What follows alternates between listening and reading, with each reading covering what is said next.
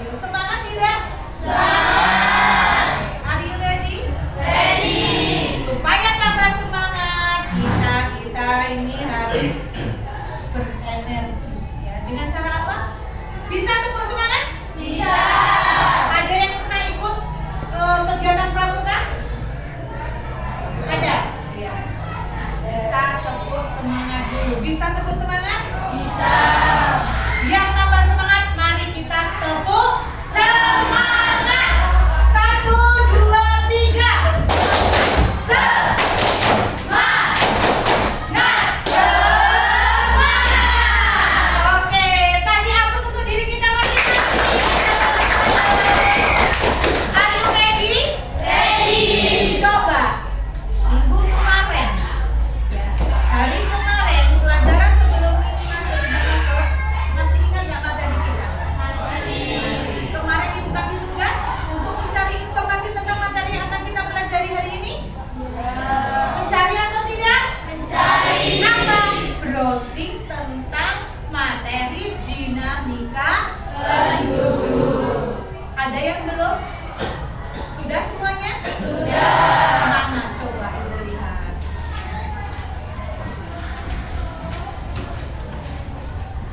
Oke, it's very good. Ya. Untuk memasuki pelajaran setelah yang kemarin ini ya, kita sudah mencari masing-masing, anak-anak ibu tugaskan untuk browsing ke internet, ya, tanya sama Google, ya, cari informasi di situ serba ada informasi tentang materi kita. Semua mata pelajaran ada di situ. Oke, sebelum kesini, sebelum materi dinamika penduduk, anak-anak ingat nggak materi kita yang kemarin tentang integrasi? Apa? Integrasi berasal, ada yang bisa menyimpulkan materi kita tentang integrasi dan konflik. Masih ingat? Integrasi berasal dari apa? Integration yang artinya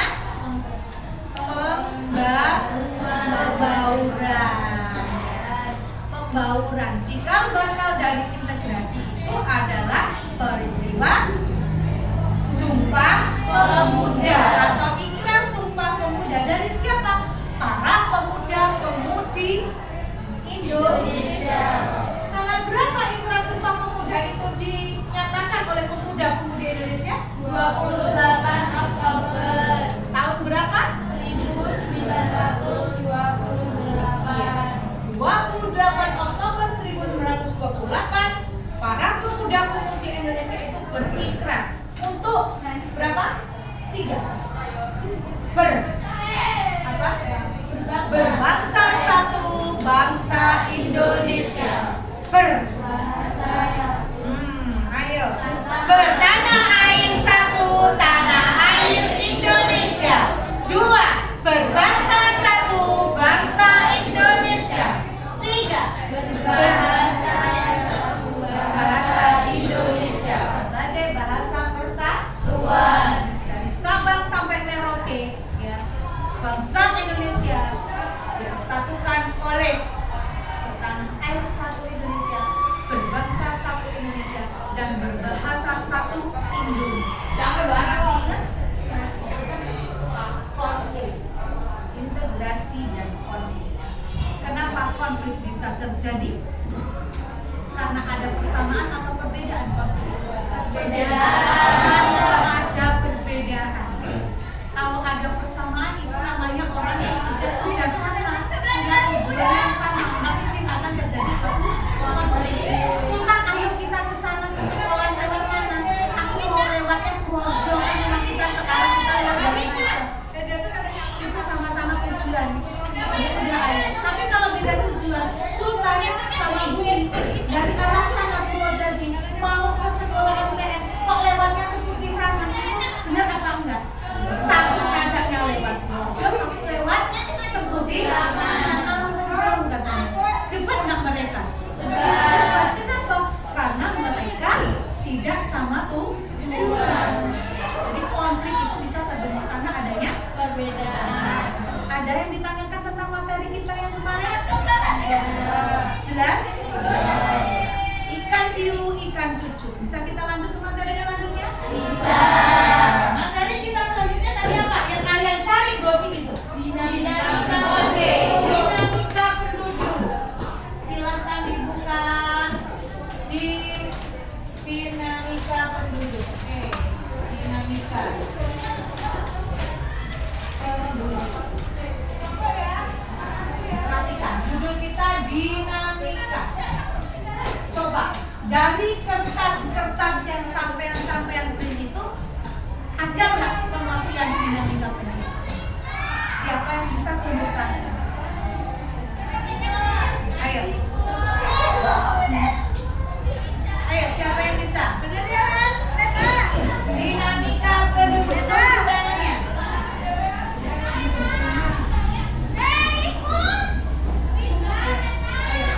Bisa? Dinamika penduduk adalah perubahan jumlah penduduk karena faktor natalitas, mortalitas, dan migrasi. Ada yang tahu natalitas itu apa? Kelahiran. Kelahiran. Ada yang tahu mortalitas? Kematian. Ada yang tahu migrasi?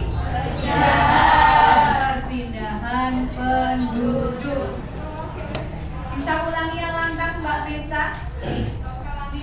Dinamika tadi apa? Dinamika penduduk adalah perubahan jumlah penduduk karena faktor kelahiran atau natalitas, kematian atau mortalitas, dan perpindahan atau migrasi. Oke. Ada namanya natalitas. Ada namanya mortalitas. Ada namanya Migrasi. Oke. Natalitas apa tadi? Kelahiran. Kelahiran. Mortalitas? Kematian. Kematian. Migrasi? Perpindahan.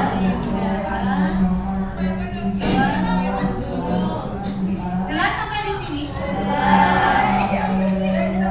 Cukup kalian perhatikan ketiga poin faktor ini seperti yang sampean tadi lihat di buku masing-masing kalian. Ada yang ditanyakan sampai di sini? Oke. Dinamika penduduk definisinya adalah perubahan jumlah penduduk. Adanya jumlah penduduk. Namanya jumlah itu hubungannya sama faktor berkurang dan bertambah ataupun sama tetap. Tapi dinamakan dinamika itu apabila itu ada perubahan. Perubahannya secara apa, Bu? Bisa berkurang, bisa bertambah. Faktornya ada 3: kelahiran, kematian, dan migrasi. Anak-anak perlu tahu sifat dari ketiga faktor ini. Kalau kelahiran itu sifatnya gimana? Menambah jumlah penduduk. Sifatnya menambah. Kasih tanda plus biar enak mengingatnya. Kalau kematian sifatnya mengurangi atau berkurangnya jumlah penduduk. Migrasi, perpindahan penduduk itu bisa berkurang, bisa bertambah, ya kan? Yang bertambah apa, Bu? Yang bertambah itu apabila ya, orangnya pindahnya itu masuk ke tempat lain, otomatis bertambah. Tapi dia sifatnya keluar, ya penduduk itu keluar, mereka sifatnya mengurangi jumlah penduduk. Terus namanya apa? Namanya kalau yang masuk itu namanya imigrasi, yang keluar itu namanya emigrasi. Ya, sifatnya menambah dan mengurangi. Jelas sampai di sini? Ada yang ditanyakan? Kalau tidak, silakan faktor-faktor. Kita menuju ke faktor-faktor. Faktor-faktor itu ada 2 macam. Ada faktor yang mengurangi, ada sifatnya yang mendukung dan menghambat. Ya. Faktor yang menambah itu tadi sudah jelas, migrasi, imigrasi sama kelahiran, mengurangi kematian dan emigrasi. Itu ada faktor yang mendukung, ada faktor yang menghambat. Ya. Faktor yang menghambat apa namanya? Faktor yang menghambat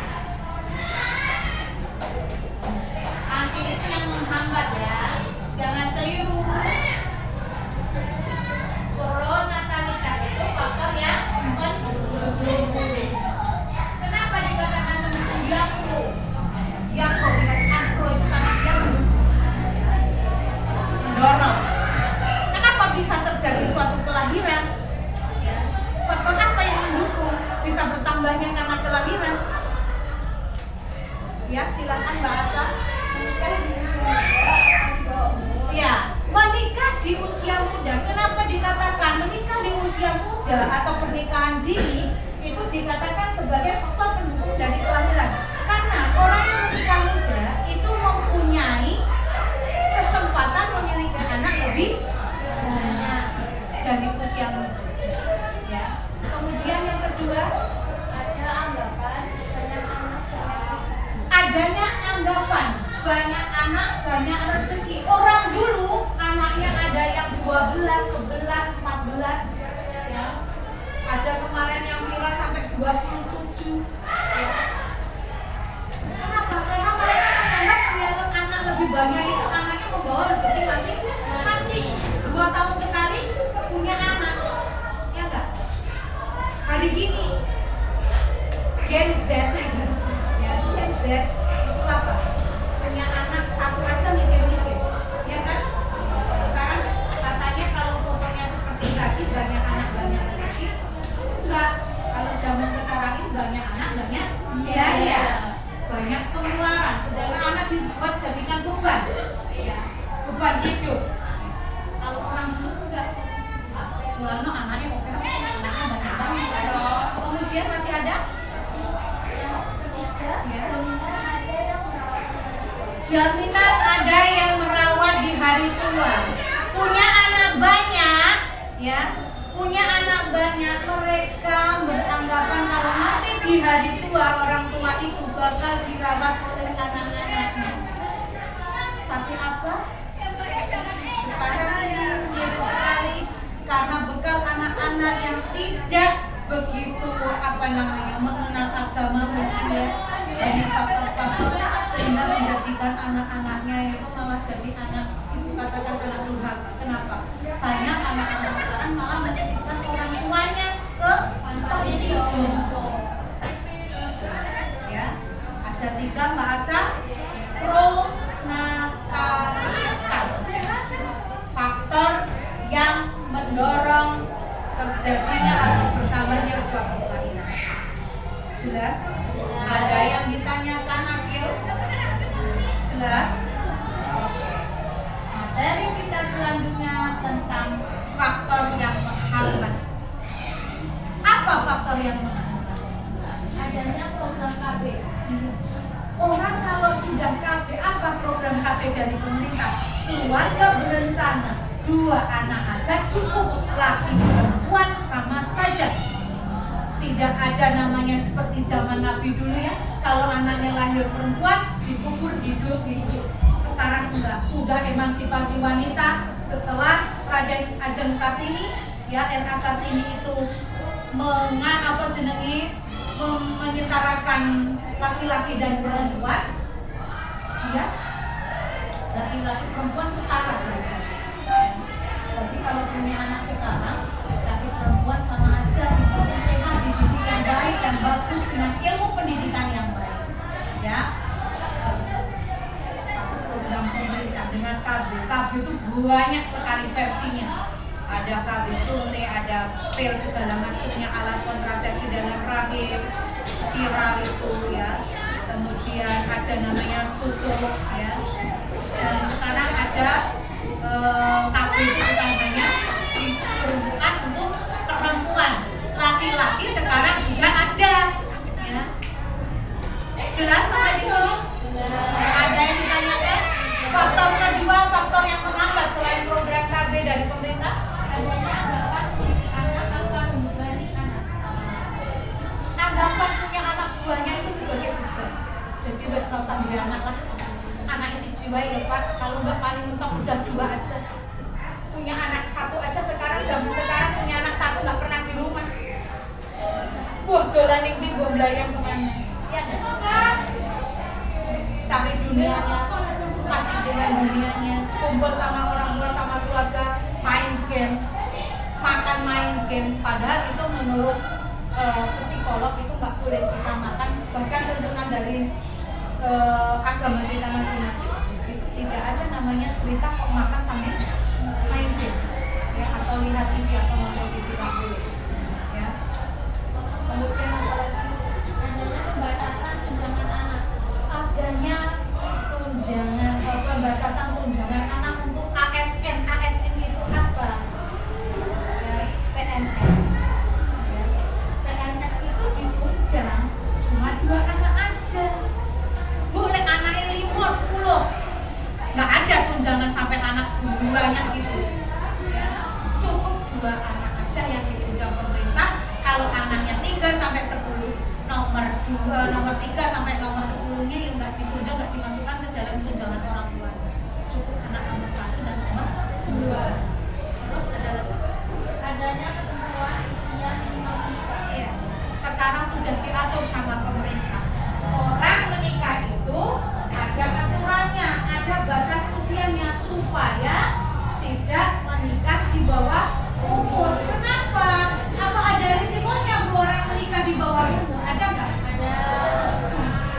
bagi perempuan yang menikah di usia muda itu hubungannya dengan kesehatan rahimnya.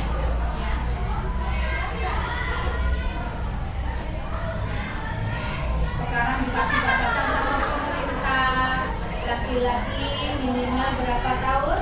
25, perempuan 20. Bu, gimana kalau belum mencapai usia dikatakan dewasa atau 17 atau 18 tahun plus, ada sesuatu yang terjadi, kasus kecelakaan, umpamanya kecelakaan tanda kutip kayak mana? Apa mereka bisa disahkan secara hukum? Tidak, belum bisa. Tapi dengan cara apa? Nikah siri. Jelas sampai di sini? Ada lagi? Apa?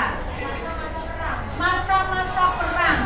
Masa-masa perang itu sebagai penghambat dari natalitas atau kelahiran. Kenapa ibu katakan menghambat? Ya nggak mungkin nama masa-masa perang orang mau menikah. Lagi ada bom atom, ada tembak-tembakan, orang kok mau menikah, penghulunya nggak mau. Ya kan? Iya. Apa mau menghantarkan nyawa? Iya.